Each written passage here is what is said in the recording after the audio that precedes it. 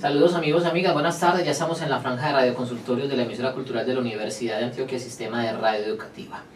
Como siempre, 10 a 11 de la mañana, 4 a 5 de la tarde, estamos con nuestra franja de radioconsultorios, con las escuelas, facultades e institutos que hacen parte de nuestra estrategia. Por ser jueves, siempre los invitamos a que nos acompañen en el radioconsultorio del Instituto de Estudios Políticos de la Universidad de Antioquia. Estamos en el primer ciclo de este año 2019. El mundo está en discusión. Conversaciones sobre la vida y obra de la maestra María Teresa Uribe de Hincapié. Y hoy, 7 de febrero, el tercer capítulo abordará los estudios regionales y su trayectoria en el INER. Nuestras invitadas, Clara Aramburo, profesora del INER, Lucely Villegas, docente del Departamento de Historia, e Irene Piedrahita, investigadora del Instituto de Estudios Políticos de la Universidad. Hasta ahora saludamos a quienes nos escuchan en 1410 amplitud modulada para Medellín y Valle de Aburrá, y también hasta ahora la sintonía a través de Urabá, Bajo Cauca, Magdalena Medio, Suroeste, Oriente y Occidente, todas ellas estaciones en FM. En internet también ustedes tienen la señal de la radio pública del departamento de Antioquia. Nuestras invitadas, luego de una pausa muy breve en nuestro radioconsultorio de hoy. Bueno, vamos de inmediato. El mundo está en discusión, tercer capítulo, frente a la vida y obra de la maestra María Teresa Uribe de Hincapié. Nos acompaña la profesora Irene Piedrahita, investigadora del Instituto de Estudios Políticos de la Universidad. Profe, bienvenida, ¿cómo le va? Muy bien, Alex, muchas gracias. Ella nos va a ayudar a orientar la conversación alrededor de María Teresa Uribe de Hincapié con nuestras invitadas, los estudios regionales y su trayectoria en el INER. Estamos hablando con la profesora Clara Aramburo y Lucely Villegas. Profesora Clara, siempre un placer contar con usted en la emisora. Bueno, usted es de la casa. Hola Alex, muchas gracias a Irene y bueno, Lucely y yo que pues nos tocó conocer a María Teresa precisamente en el INER, que es nuestro tema pues hoy, esta tarde. Profesora Lucely, bienvenida, ¿cómo le va? Muchas gracias Alex, a Irene por la invitación y el placer de poder hablar de una maestra como María Teresa. En el caso puntual de la profesora Irene es porque el conocimiento sobre la maestra María Teresa Uribe de Hincapié fue alrededor de los textos, las investigaciones, y justamente es un elemento importante que queremos tener en cuenta justamente cuando hablamos de los estudios regionales. El INER, Instituto de Estudios Regionales de la Universidad de Antioquia. Profe, comencemos con usted, profesora Irene, alrededor justamente de cómo definiría usted a la maestra María Teresa Uribe de Hincapié desde esas lecturas que usted ha hecho durante su vida académica. Bueno, justamente como Alex lo dice, mi conocimiento de la profe fue justamente porque mi formación inicia en el INER, el Instituto de Estudios Regionales, y allí tengo la oportunidad pues, de formarme con quienes también se formaron y trabajaron con la profe María Teresa, y pues fue en ese lugar donde me presentaron los diferentes textos de la profesora. Entonces ahí pude conocer sus trabajos sobre el orden, la importancia que tiene la profe cuando pensamos los estudios regionales, las implicaciones de la violencia, del conflicto, y bueno, esa lectura que debemos hacer desde los territorios, que es justamente el tema que queremos conversar hoy con nuestras dos invitadas. Justamente hablamos del contexto general del INER para nuestros oyentes que no están habituados a hablar del Instituto de Estudios Regionales de la Universidad, aunque también hacen parte de nuestra programación justamente desde ese trabajo académico. Siempre hay oyentes que entran y salen de sintonía y de las diferentes franjas. Pero con la concepción del INER, el INER para la Universidad de Antioquia, ¿qué es? Bueno, el INER fue una propuesta que hicieron varios profesores de distintas unidades académicas, entre ellos pues María Teresa, Hernán Henao, Chucho, Jesús María Álvarez, Francisco Gómez de la Facultad de Economía. Entonces estaba la Facultad de Economía, la Facultad de Ciencias Sociales, con Sociología, Historia, también Víctor Álvarez, porque querían reunir en una unidad, ¿cierto?, los profesores interesados en trabajar el tema. En ese momento hablábamos de región, los temas del territorio, vistos desde distintas perspectivas: economía, historia, sociología, antropología. Entonces esa idea pues se concretó en el Instituto de Estudios Regionales, y de ahí pues que nosotros desde el principio hubiéramos sido formados desde una perspectiva como interdisciplinar, con todos ellos pues confluyendo. Nosotros llegamos, y de eso podemos hablar más tarde, como asistentes de cada uno de esos profesores, y con esa concepción de ellos de no ver el territorio de una manera fragmentada, disciplinaria, sino comenzar a entender el territorio de una manera mucho más integrada y de una perspectiva pues transdisciplinaria. De ahí que pues empezamos a diseñar formas novedosas de investigar alrededor de ese tema. A ver, es muy importante como ese contexto en el que surge el INER. La reflexión inicial de región empieza en el 87, 88 y realmente se crea en el 89 y oficialmente empieza a operar en el año 90 el INER como tal. Eso, digamos que tuvo el origen en el Centro de Investigaciones de la Facultad de Ciencias Sociales, del CENICS, y oficialmente se le da el nombre de instituto y ahí podían converger varios investigadores. Pero tiene un contexto muy interesante en esa década. ¿Por qué precisamente esa década? Primero es porque a finales de los 70 y principios de los 80 hay un cuestionamiento al concepto de nación y se dice que hay que mirar la nación desde las diversidades regionales y culturales, entre esos el departamento de Antioquia y las distintas regiones. Segundo, es toda una época de planeación y de todos los planes de desarrollo y de estudios sobre distintas regiones y también la creación, por lo menos desde el inicio del INER, que fue la creación de CORNARE y las corporaciones regionales como unas instituciones importantes para ayudar en la planeación de los territorios. Entonces, convergen como muchas cosas, además de todos los elementos teóricos y conceptuales de los que habla Clara, desde las distintas disciplinas de cómo ver la región de conjunto y no una región solamente objeto, una región como venían pensadas desde la economía, sino pensar más desde lo político, lo social y lo cultural para poder entender esas intervenciones que se hacían en el territorio en ese momento. Y quiero completar, Irene, a Lucely, porque además de lo que ella dice, era la década también de la descentralización municipal, cuando las localidades adquirían, pues, no sé si funciones o cierta autonomía, o había la utopía de poder pensar que las localidades podían empezar a definir su propio destino, y la elección popular de alcaldes. Entonces era el tema como del poder y del diseño del futuro desde abajo, ¿cierto? Entonces era pues como otra de las estímulos pues que hacía que el INER tuviera como mucha, no sé, muchas fuentes o formas de trabajar novedosas y distintas a esa región planificada a que estábamos acostumbrados. Sí, que se hablaba en su momento de la fortaleza de los localismos. Entonces se veían las regiones con unos municipios muy fuertes. Nosotros empezamos por la región del Oriente en su momento cuando surgió el INER y veíamos una Río Negro, una Marinilla, incluso contrapuestos, otros municipios, Sonsón por ejemplo, y lo que veíamos es qué pasa en esas localidades y cómo se integran a la región del Oriente, qué es ser oriental. Y digamos que esa pregunta fue muy importante, tratar de caracterizar esas localidades, pero en un contexto mayor. ¿Sí? Digamos que fue uno de los aportes fundamentales, tratar de mirar esas tipologías locales, pero pensando en la región, digamos, de su conjunto y no simplemente una cantidad de sumatoria de municipios o de localidades con unos ejes muy fuertes internos.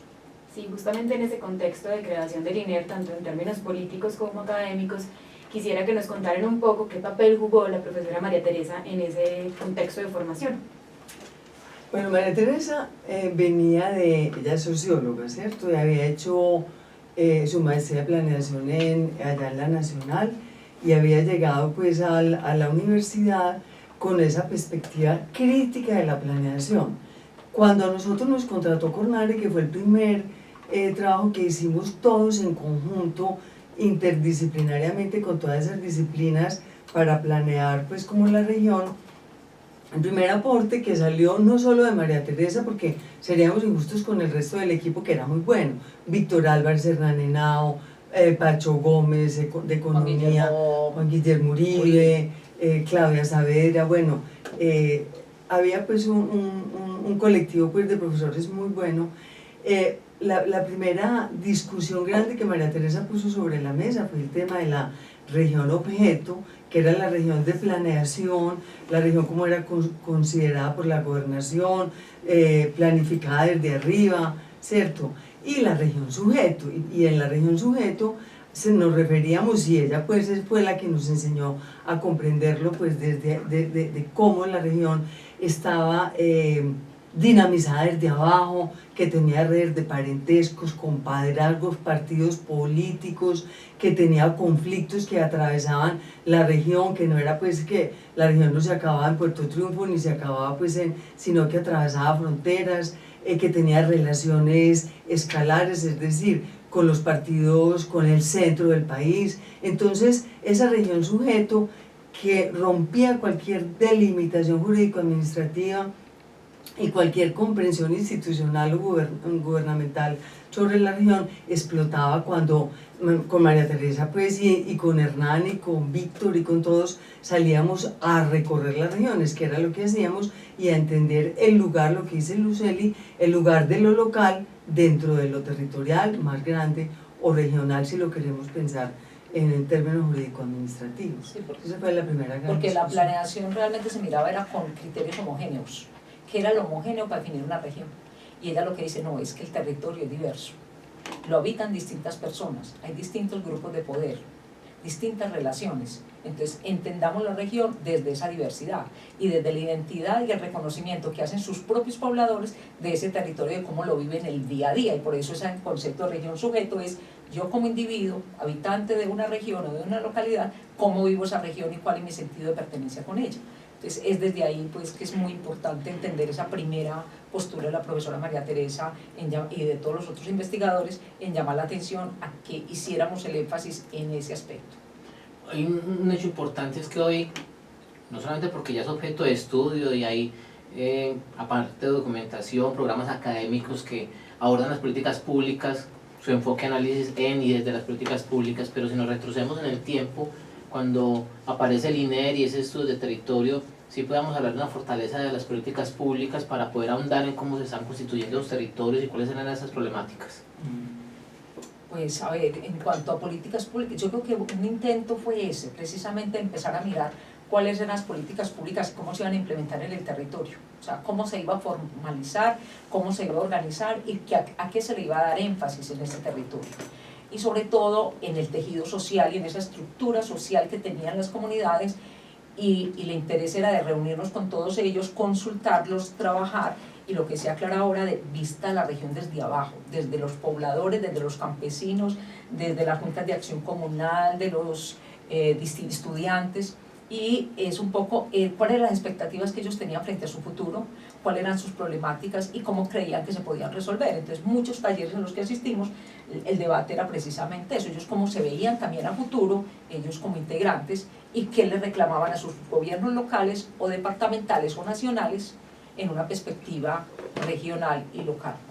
Es que acuérdense que lo que decíamos ahora en la elección popular de alcaldes, eso es muy importante, como comprenderlo en términos de qué política formular. Entonces ya no era pues a dedo desde arriba, sino que la idea era, y sobre todo con Cornare, que cuando eso era una corporación de desarrollo, solo que en el 94, con la ley 90 del 99, sí, de medio ambiente, ya se convirtió en autoridad ambiental, pero antes con ella era posible formular una planeación desde abajo para las comunidades. Entonces, muchos de los programas que quedaron instalados en esa corporación fueron diseñados desde esa propuesta con las comunidades, ya no me acuerdo cómo se llama pues todos esos planes, pero eran todos participativos, presupuestos, una serie de asuntos que eran políticas desde abajo. Una pregunta técnica, es que muchos de nuestros oyentes siempre han vivido con elección popular de alcaldes y gobernadores. Recordemos que solamente hasta el 88 tuvimos la de alcaldes y luego en el 90-91 la de gobernadores. Y eso llegó después de las famosas propuestas del acuerdo de Uribe, del 84-85. En esa época, por ejemplo, esos asuntos territoriales, ¿cómo se resolvían? Cuando un gobernador tenía la baraja en aquel momento para Antioquia de sus 110 alcaldes, para poner eso cómo funcionaba, para uno efectivamente desde la academia echarle ojo. Pues a ver, Lucely complementa que ella, pero creo que mucho pues tenía que ser vía partidos políticos. Vía partidos se distribuían el poder en las localidades. Vía partidos era que se movilizaban los alcaldes y los consejos municipales. Y era muy raro porque pues era hasta charro y contradictorio porque había gente en pleno movimiento cívico de los 80s en Oriente, 86, 87, 88, la Mano Negra cuando llegó, que empezaron a matar gente, los líderes eran del Partido Conservador. Entonces, inicialmente se señalaban y se ponían pues a dedo los alcaldes distribuidos aquí en Medellín, ¿cierto? Por feudos partidistas, pero esos, como integrantes de esos partidos en las localidades no tenían necesariamente esa mentalidad conservadora. Luceli, No, a contanos. ver, hay una cosa, y muchos de los pobladores decían es alcaldes nombrados a dedos o por lapicero, y eran casi que unos funcionarios que rotaban por todas las alcaldías en todo el departamento y no necesariamente el alcalde era de ese municipio, simplemente se le nombraba desde la gobernación y él iba por ser miembro de un partido liberal y conservador, iban a esos municipios, y eso digamos que fue lo que hizo un poco de quiebre porque eran alcaldes y funcionarios que no tenían a veces un sentido de pertenencia con su propia localidad, y de ahí que se vea la necesidad de nombrar alcaldes populares de su propio territorio, nacidos allí, que conozcan su personal y que conozcan los recursos con los que cuentan, ¿cierto? Eso por un lado que fue muy importante. Y lo otro es que esta elección popular de alcaldes fue muy importante en el oriente antioqueño en ese momento, que nos tocó vivirla en este proceso de investigación.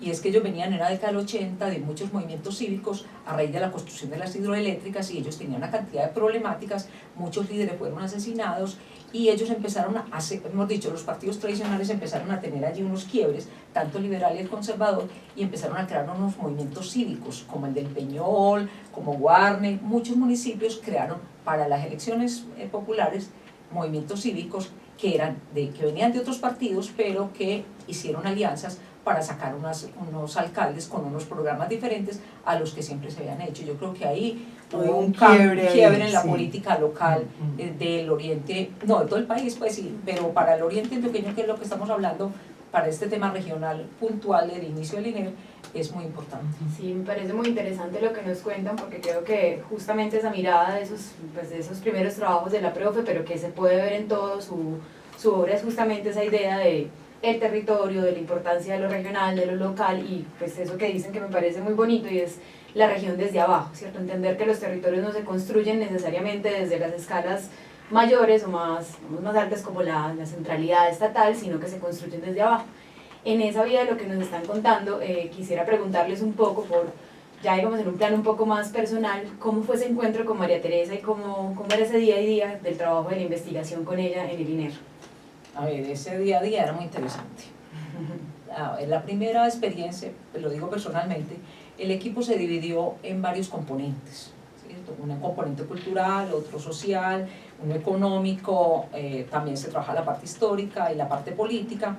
En la parte política yo tuve la oportunidad de trabajar con María Teresa en ese equipo, pero trabajamos todo el equipo en la misma mesa, ¿cierto? Hacíamos pequeñas tareas, pero las discusiones eran de conjunto para todos los componentes, para mirar, digamos, de una forma mucho más integral y holística la región.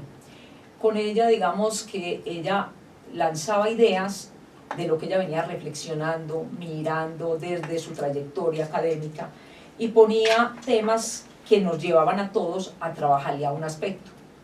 Pongo un ejemplo. Alguna vez dijo, no, es que para entender la región hay que entender cuáles son las redes de poder que se dan en todas las localidades para poder entender cómo se ve eso regionalmente. Y todos, tanto desde la cultura, la economía, la vida social, todos nos metimos a entender un poco las redes de poder. Y ella ya venía trabajando eso desde las redes de poder y sus textos anteriores, las redes de poder en Antioquia. Y lo miró desde allí, y eso fue una práctica y que fue una metodología muy interesante que nos permitió ir trabajando desde esa perspectiva. Te puedo interrumpir, sí. Ella tenía una cosa muy bonita, era que ella se dejaba sorprender de lo que pues a otra persona aportaba a esa mesa de discusión o lo que descubría en los trabajos de campo. Para ella, creo que el INER fue una escuela muy buena en trabajo de campo, porque María Teresa no lo tenía pues como en su haber. Entonces gozaba mucho en las salidas de campo, gozaba mucho. Y yo me acuerdo que mientras en política se hacían las redes de poder desde la perspectiva partidista, quién era el cacique político y cuáles eran sus fichas en cada localidad, bueno, en antropología se iban haciendo también los genogramas, eran los estudios de parentesco, y cómo en esos parentescos ella empezaba, pues, sobre todo ella, pues porque tenía la idea clave del partido y en la cabeza, veía cómo la política y el parentesco hacían parte del mismo entramado complicado y un territorio que muchas veces era endogámico y que muchas veces pues se reproducía solo, o bueno, pues o sea, tantas cosas que había para ver en cada localidad y cómo, por ejemplo, en esos genogramas y en esas redes de parentescos y de políticos, cómo se reproducían en el territorio vecino, entonces cómo un territorio daba lugar a otro territorio, al nacimiento de otro territorio a partir de las redes de poder. Bueno, eran muchas cosas que en la discusión colectiva, pero con esa propuesta de ella de redes de poder, pues dio muchos de sus frutos. Y lo otro que me parece a mí muy importante de lo que, complementando lo de Clara, es que ella le gustaba que pintáramos, hacer mapas levantados a mano alzada y pintados con colores, porque ella quería ver el territorio cómo se reflejaba, por dónde iba el río o los posibles caminos. Entonces muchos de los textos de ella, por ejemplo varios de los artículos, tienen esa parte de la cartografía. Para ella era fundamental, y entonces nosotros le decíamos bromas, porque como los que la conocieron sabemos que ella pensaba alrededor del humo, ¿sí? Entonces nosotros decíamos que estábamos haciendo, cuando ella fumaba y pensaba era a partir del cigarrillo, entonces le decíamos, no, es que estamos aquí levantando mapas a vapor, ¿cierto? O sea, cómo ella iba levantando alrededor de un cigarrillo y de un tinto, íbamos pintando. Entonces ella me decía, coloquialmente me decía, luces, entonces tráete los colores y mañana pintamos. Entonces la información que teníamos estadística, la información que recogíamos de entrevistas, eso lo volvíamos cartografías, ¿sí? No eran cartografías técnicas, sino unas cartografías mucho más mentales, mucho más conceptuales. Ella espacializaba sus conceptos y sus descripciones. Y con colorcitos y un montón de símbolos que le permitían a uno entender cómo se vivía ese territorio. Entonces fue un aprendizaje muy interesante, porque no era solamente el texto que ella escribía manuscrito y que le decía a uno, léalo y me hacía sus sugerencias, cuando uno sabía que uno como estudiante no tenía, o recién graduado no tenía ninguna sugerencia, pero ella le hacía creer a uno que realmente lo que uno decía era muy importante, y lo creía, o sea, sí, uno se creía que era verdad porque nunca le rechazaba eso, y le daba sus textos. Yo leí muchos de los manuscritos de ella, un ejercicio de paleografía porque a veces no era fácil, pero y hacía observaciones, hacía observaciones, y uno realmente veía que era un texto magistral para la observación, ¿cierto? Entonces con ella, digamos que ese elemento era muy importante, porque uno aprendía mucho entre el texto, lo visual y la vivencia en el territorio, directamente recorriéndonos todos esos municipios del oriente antioqueño que estuvimos con ella. La gran mayoría lo recorrimos con ella. A mí me tocó trabajar con ella en Urabá. Pues todo ese trabajo de campo en la época también dura del conflicto, de todos los asesinatos, porque eso fue 90, 91. Bueno, y con María Teresa nos recorrimos Urabá de norte a sur, de oriente a occidente, pues todos estos municipios, y ella siguió con el tema de las relaciones de poder, pero también como de cómo se había configurado la región a partir del conflicto. Entonces ella ya no solo, pues, porque como era una región de reciente configuración, de colonización, pues de los 50, ya estas redes de poder eran de Medellín, o sea, había que inventarse una metodología nueva para leer una región de colonización reciente. Entonces ya no era eso, ya eran los ejes de conflicto que habían configurado la región, no eran ya las redes de poder. Entonces el conflicto por la lucha por los derechos al territorio, por la tierra, por las condiciones laborales, por el reconocimiento étnico.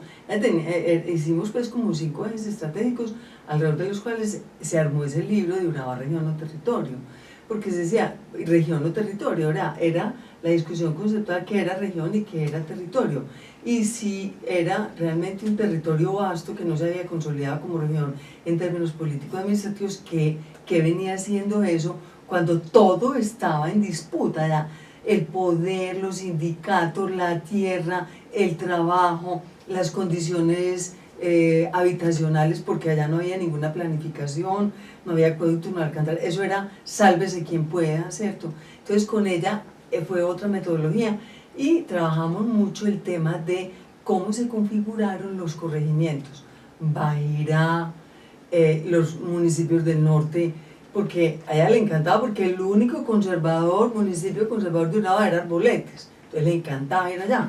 ¿Por qué Arboletes era conservador y el resto era todo liberal?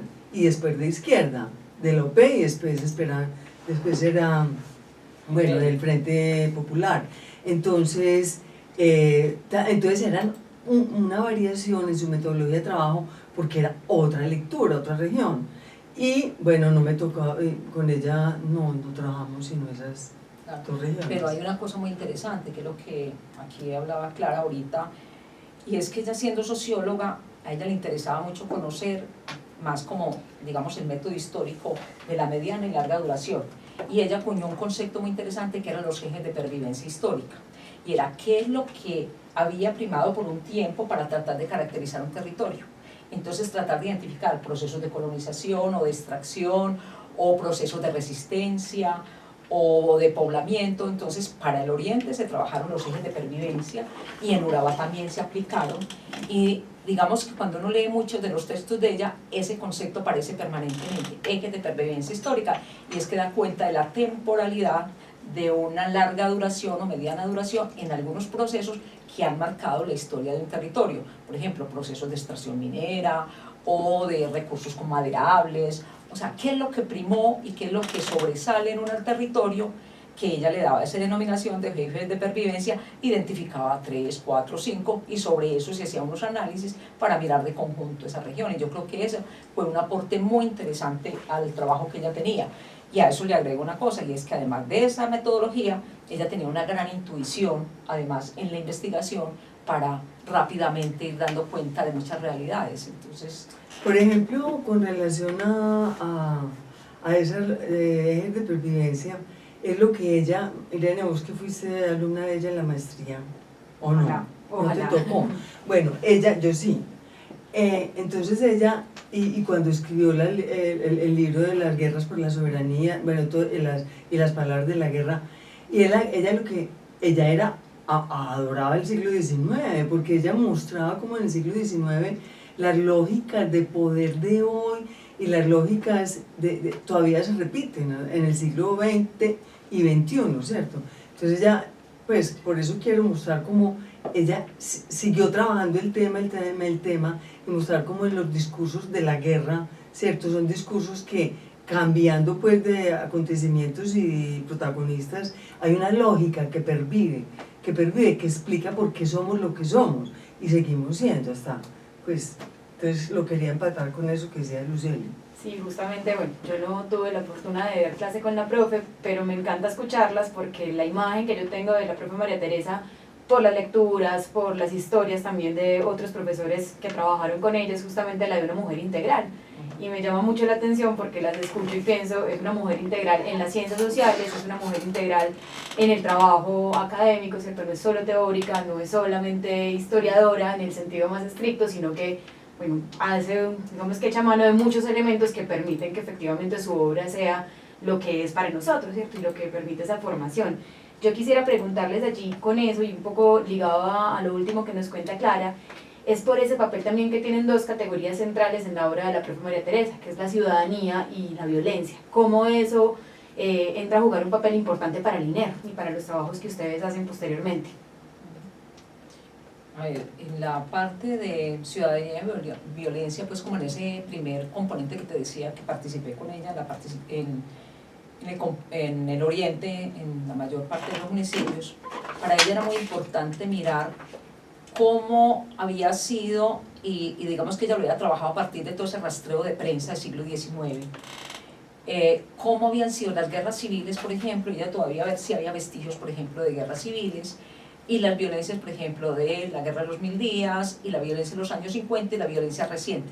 Si eso de alguna manera tenía unas conexiones o no en el territorio, y cómo se expresaban o qué cambios habían allí, ¿cierto? Entonces para ella era muy interesante, y eso no era solamente el hecho violento como tal, sino además cómo se relacionaban con temas religiosos, por ejemplo, con temas culturales, y cómo se expresaban, ¿cierto? Entonces ahí había un tema de reflexión que iba más allá de simplemente muertos o hechos violentos en los territorios, sino que había un poco en el pensamiento de la gente, quienes agenciaban o no, y en ese sentido hicimos muchas entrevistas, por ejemplo, en el oriente antioqueño, de gente que fue partícipe o copartícipe o le tocó, por ejemplo, la violencia en los años 50, ¿cierto? En muchos de esos municipios, sobre todo más hacia la zona de la vertiente al Magdalena Medio, San Francisco, San Carlos, San Rafael, en muchos de estos municipios, qué había pasado ahí, ¿cierto? Y esa relación, y cómo se daba esa relación entre partidos políticos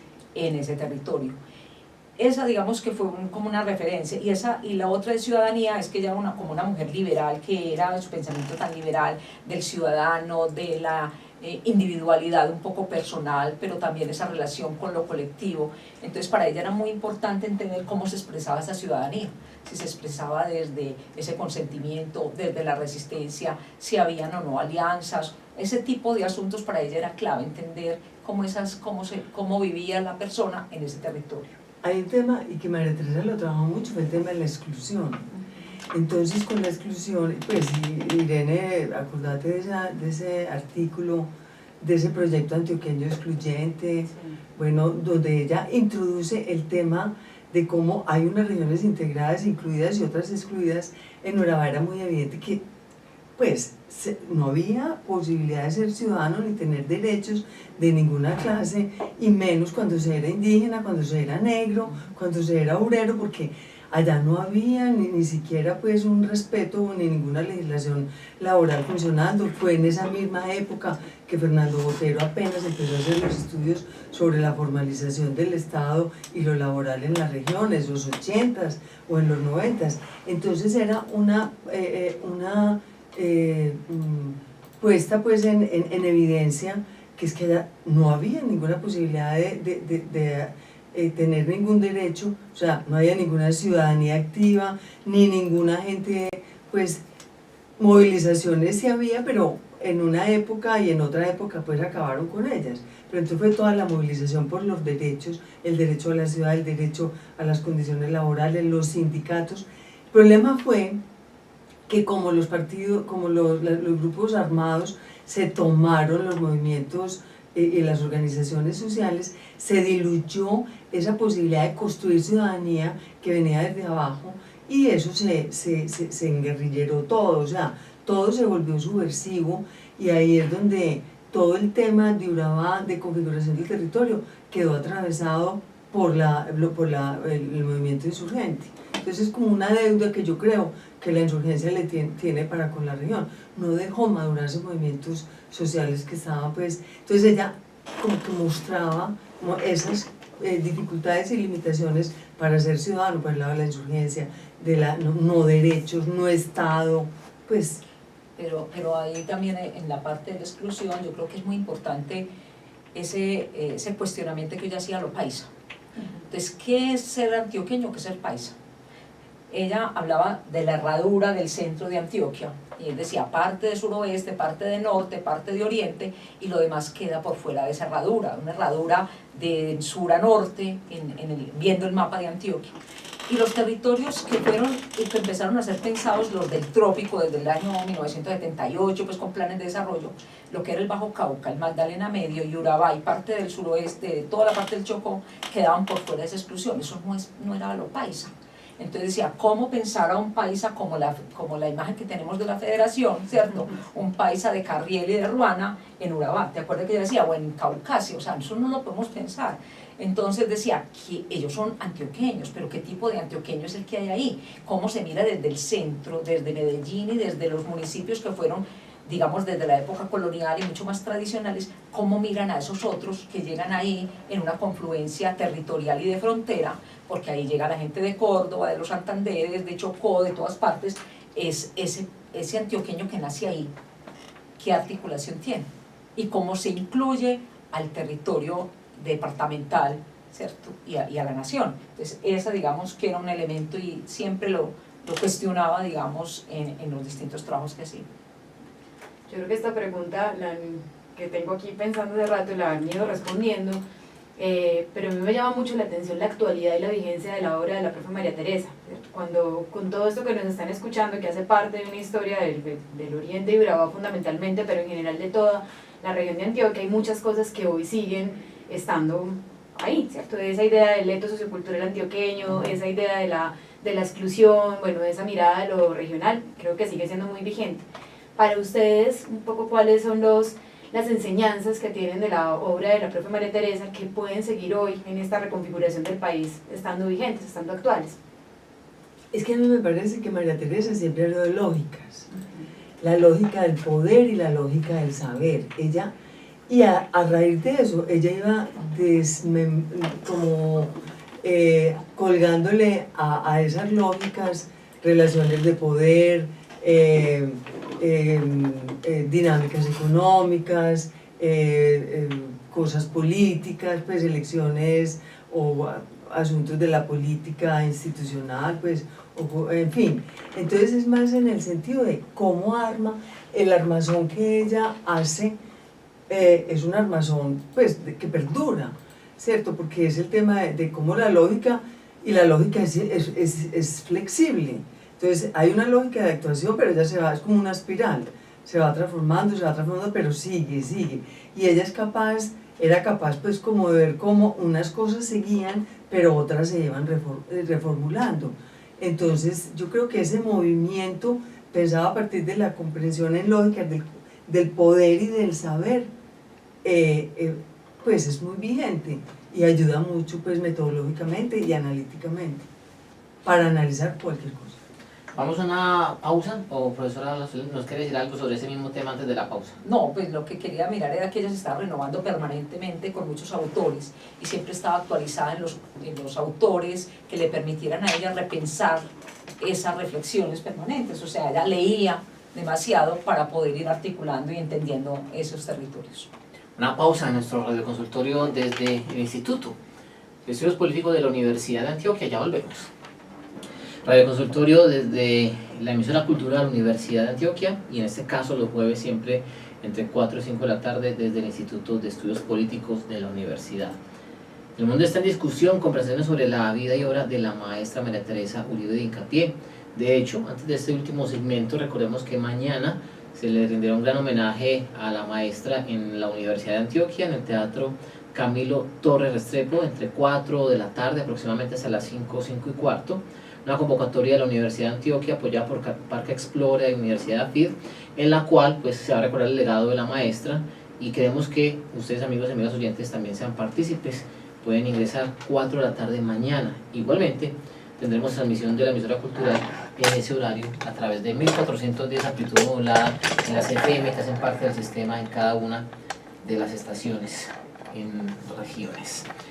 Con la profesora Clara Aramburo, docente del INER, Lucely Villegas, docente del Departamento de Historia, e Irene Piedrahita, investigadora del Instituto de Estudios Políticos, abordamos hoy ese tercer capítulo desde los estudios de la maestra, su obra, frente al INER, Instituto de Estudios Regionales de la Universidad.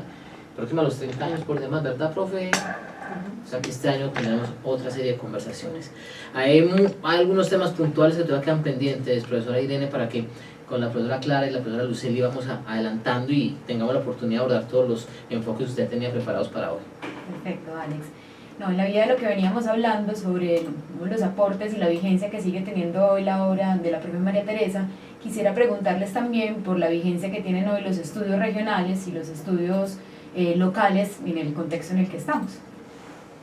Bueno, a mí me llama mucho la atención porque nosotros en el INER hemos ido perfeccionando, agregando, volviéndonos más críticos en la comprensión del territorio. O sea, con esta maestría de estudios socioespaciales me parece que le aportó a la reflexión sobre territorio pues muchas formas pues como de comprenderlo de una manera pues muy crítica. Pero a mí lo que me llama la atención es que cuando uno lee pues todos estos nuevos de geógrafos críticos y socioespaciales y todo eso, es increíble porque el conocimiento que que tuvimos con María Teresa en esa época, porque no fue sola, pues tenemos que ser justos con el resto de profesores, pero lo que se aprendió del territorio en esa época, porque fue una mirada crítica, o sea, como adelantados a una época. Todas esas personas que estuvieron, yo ya soy la única que queda allá, entonces todo ese legado pues se ha ido perdiendo o se ha ido o se ha ido diversificando, ¿cierto? Pero para mí, pues cuando uno vuelve y lee un artículo de María Teresa, coge las palabras de la guerra, o vuelve y lee lo que sea, la lucha por la soberanía, las ciudadanías en vilo, todo está vigente, así como el título de esto, todo sigue en discusión. Entonces, no sé, esa capacidad para que todo esté sobre la mesa o hacerle nuevas preguntas a los viejos problemas, que hay viejos problemas que no se han resuelto, pues es como uno de los aprendizajes de ella. A ver, y frente al tema de lo regional, pues hay muchos autores hoy que piensan que ese concepto está en crisis y que ese no explica, digamos, de alguna manera muchas de las realidades, y han emergido en las últimas décadas nuevos conceptos como el de territorio, como los fronteras, por ejemplo, y otras denominaciones que dan cuenta de unas realidades analizadas desde otras perspectivas, digamos, muchas veces desde el propio territorio, ¿cierto?, que es una postura que hay ahora, desde el otro, y no tanto un poco como veíamos el territorio y eso que se movía ahí como estaba, sino visto desde otra perspectiva de análisis conceptual y metodológica y de énfasis. Y por eso es que muchos dicen que el concepto región hoy no da cuenta de esas otras realidades. No, y yo estoy de acuerdo con Lucely, porque es que las regiones definan lo que usted está entendiendo por eso, y no es pues que no piense que estamos pensando en la raya de la gobernación, no. Hay dos libros que yo quiero rescatar de María Teresa, que son de sus inicios, que hizo con Chucho, que son Las raíces del poder regional en Antioquia y Poderes y regionales. el del Poder y Nación. Poder y Nación. O sea, son dos libros, uno de la Constitución de la Nación Colombiana. Ahí ella pone con Chucho, porque los dos fueron escritos entre los dos, esos dos libros, ponen en acción, ¿cierto?, el tema del territorio de la región, cómo se configuró el territorio, cómo se configuró el mercado, la política, la complementariedad de actividades económicas, cómo los de Santander tenían que vender sus mantas en Mompox y nosotros vendiendo el oro en Mompox, y allá cambiábamos, intercambiábamos, o sea, todo el tema del mercado interno, la interrelación entre regiones en la configuración del territorio, y lo mismo hizo para Antioquia. Entonces, a partir de todos esos archivos que ellos se metieron al cuarto piso, a la sala de prensa, y levantaron toda esa información. Entonces, esa configuración del territorio desde la perspectiva económica, política, cultural, porque ella estaba todos los grupos en acción, ¿cierto?, que ella ellos le dieron vida. Entonces, indígenas, negros, los excluidos, bueno, entonces yo quiero como que rescatemos eso. Son dos textos que son maravillosos, nadie los vuelve a consultar, pero pues son los orígenes de la comprensión, volviendo a la pregunta inicial, de la comprensión del territorio y de la región, que es vigente. Y en esos dos libros que habla Claro hay un elemento clave, y que ella muchas veces se refirió a eso, y todavía después recién, los intelectuales orgánicos. Entonces ella, a partir de la prensa y de los grandes pensadores de José Manuel Restrepo, José Félix, todos aquellos de principios del siglo XX, del siglo XIX, cómo pensaban Antioquia para diferenciarse de los otros. Y cómo se pensaba el proyecto antioqueño y el proyecto regional, ¿cierto?, que están sustentados precisamente en esos libros de los que habla Clara. Y ella era muy importante, y ella los afinca en tres cosas, ¿cierto? Era el amor al trabajo, decía ella, estaba la parte de no ocio, la familia como un sustento, la religión y digamos como algunos elementos morales, la propiedad privada. Exacto. Entonces, como en 4 o 5 ejes, ella mira cómo estaba estructurado y cómo fue pensado el proyecto antioqueño, o regional más bien, para diferenciarse de los santanderianos, de la zona cundiboyacense, de la costa, y un poco como desde toda esa perspectiva de los grandes ideólogos de su momento, que fueron la familia Restrepo y otros tantos más, pero que hacen parte de que creo que de pronto salga todo eso ahora en todo este bicentenario. Y es precisamente en ese periodo de independencia cómo empiezan a configurarse y a tener los perfiles las regiones que venían desde la colonia, pero que se hacen más evidentes cuando se crea el Estado, ¿no? Es cuando ya hay realmente una república. Pero siempre tuvo esa idea de nación, de territorio grande, de relación, de interacción escalar. Pues eso es lo que quiero que quede como muy claro y muy... Claro, eso me adelantó a la pregunta, me leyó el pensamiento. La pregunta con la que quería que cerráramos y es un poco ¿por dónde leer a María Teresa Uribe? Alguien me preguntaba en estos días, bueno, y si uno quiere leer a la propia María Teresa, ¿por dónde empiezo? ¿Cuáles son los infaltables? Entonces, el orden sugerido. Exacto, o cuáles son los 2 textos que ustedes recomendarían a los oyentes y a los estudiantes de la universidad que no deben faltar en esa lectura de la propia María Teresa. Pues a mí en general toda su obra, pero como historiadora y por lo que trabajo con mis estudiantes y todo, Poderes y Regiones, me da muchas pistas para que los muchachos entiendan muchos de los elementos de configuración de la nación y entender muchos de los procesos de hoy, ¿cierto? A mí me parece que esos son textos de obligatoria lectura. Y hay un artículo que se publicó en una revista de la Gobernación hace un tiempo, donde ella hace un análisis, en el cual pues también yo participé ahí con ella como asistente, y era poder medir, como un poco explicarnos la violencia, de dónde la violencia de Antioquia y cuáles son como las causas y qué pasa. Y me parece que es un artículo con buenos mapas, muy ilustrado y que da cuenta un poco como de esas realidades. Por lo menos son los que más trabajo con mis estudiantes y creo que he tenido muy buena receptividad y hemos logrado avanzar más allá de ese análisis. En el caso mío, una pregunta personal para cada una de ustedes. Comencé con la profesora Irene, comenzando el programa de cómo reconocería, cómo nos diría que la profe María Teresa, y nosotros siempre hablamos en presente porque es que el legado de ella y obra efectivamente, más allá que su presencia física en el inicio de este 2019 ya no está con nosotros, efectivamente lo que ustedes nos están demostrando es que su obra y su pensamiento está cobrando actualidad y es muy vigente. Aparte del tema del cigarrillo, porque el profesor William Frey fue lo primero que nos referenció, que siempre cada conversación era con cigarrillo en mano y demás. ¿Qué más era infaltable en la vida de la profesora María Teresa? En ese diálogo, cuando no se estaba hablando de investigar los territorios, cuando se estaba simplemente en la oficina, o cuando ese trabajo académico no era tema de conversación con ustedes dos, por ejemplo. Yo creo que la familia, pues fuera de los temas académicos, ella, el tema de familia. Creo que eso era muy importante, hablar de sus hijas o de sus nietos, de la mamá, de su vida personal, ¿cierto? De su papá, de su vida desde niña, el estudio, ella referenciaba mucho la época de colegio. Es que María Teresa fue interna. Entonces, ella hablaba de esa experiencia que a veces era muy negativa, pues de alguna manera, pero que también la formó. Entonces, cómo se sentía ella ya en esos internados. Entonces, cuando entramos a colegios o a lugares y veía cómo son internados, ella de alguna manera revivía como esa época en la que estuvo, ¿cierto? Entonces, su vida personal, yo creo que de alguna manera, con los más cercanos, ella hablaba de muchas de sus cosas más íntimas, digamos, en esas conversaciones informales, digamos. También la finca en Támesis, en Valparaíso, era para ella pues muy importante, como esa, no sé, hasta que, pues no sé, hoy estuvo como una crisis ahí, pero fue como un golpe muy duro para ella.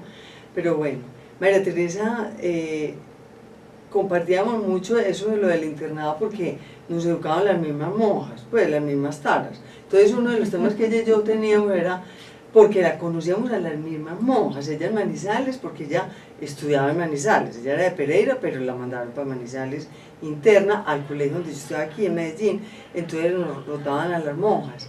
Entonces ese tema pues era muy asiduo, la familia, su hermano, pues sus primas, no, sí tenía como un núcleo familiar que le daba como mucha, y un respeto de ella por ese núcleo familiar, ya, pues iba a la universidad temprano, se quedaba, almorzaba huevo con arepa donde hubo, y se quedaba otro ratico y ya se iba para su casa, pero siempre pues era como su... Sí, la vida de familia fue muy importante. Y lo otro también era, a veces cuando veía una buena película o una serie o de pronto un libro que estuviera leyendo que no fuera solamente de eso, también digamos que era como su... Y lo otro, lo más importante para ella, conversar cualquier tema. Sentarse alrededor en la cafetería a hablar, lo que fuera, con sus amigos o el que se le sentaba, pero el estar conversando permanentemente, eso era su gran pasión.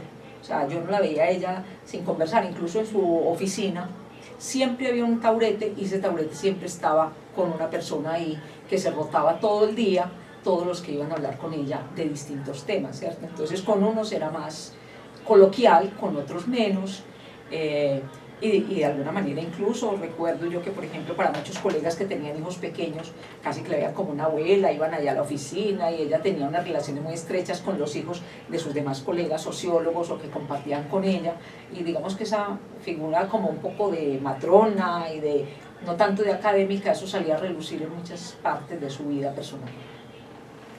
Día a día, en nuestro ciclo, conocemos más detalles de la maestra María Teresa Uribe de Incapié.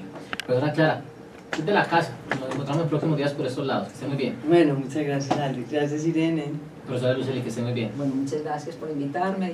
Creo que fue una muy buena conversación sobre la profesora María Teresa. Gracias a ustedes. Profesora Irene, como Alex, siempre es un muchas- placer contar con usted por estos lados, que esté muy bien. Muchas gracias y muchas gracias a nuestros invitados por esta conversación. Terminamos el radioconsultorio del Instituto de Estudios Políticos de la Universidad de Antioquia, 4 a 5 de la tarde, o pasaditas las 5 como casi siempre nos sucede, a través de 1410 amplitud modulada y nuestras FM de las regiones del departamento de Antioquia. Gracias por la sintonía, nos reencontramos en una semana.